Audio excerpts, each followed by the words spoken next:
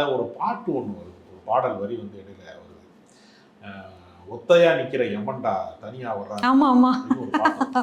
ஆமா. ஏற்கனவே 42 உயிரை சோசியல் மீடியா முழுக்க அது வந்து இதுவா இருக்கு. 42 பேரை கொண்டு தீர்த்த பின்னாடி கரூர்ல மறுபடியும் ஒத்தையா நிக்கிற எமன்டான்னு சொல்லும் போது சுடுகாட்டுக்கு போகும்போது அந்த காலத்துல பயப்படுவாங்க. ஆமா, பக்கமே போக மாட்டாங்க.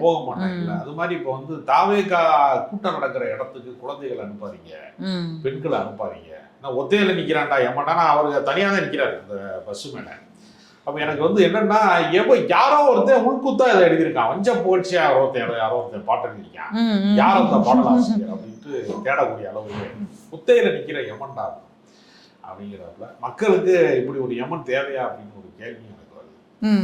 வாழ வைப்பதற்கு, அதாவது வீரம் என்பது ஒருவனை அழிப்பது கிடையாது, ஒருவனை வாழ வைப்பதுல தான் வீரம் இருக்கிறது. இந்த உலகத்துல வந்து யாருக்கு அடிச்சாலும் வந்து அது வலிக்கும். காந்தி தான் சொன்னாரு, அடிச்சவன் ஜெயிச்சவனா அடி வாங்கினவன் ஜெயிச்சவனா. உலகம் முழுக்க சொன்னாங்க அடிச்சவன் தான்டா ஜெயிச்சவன்.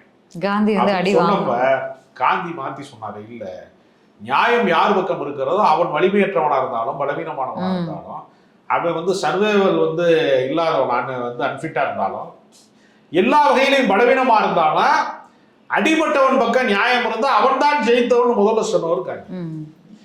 நீங்க வந்து எல்லாரையும் அடிச்சு துவைச்சு துவம்சம் பண்ணி 2 மணி நேரத்துல எல்லா வில்லனையும் வீழ்த்துறது இருக்குல்ல, அது சினிமால மட்டும்தான் சாத்தியம்.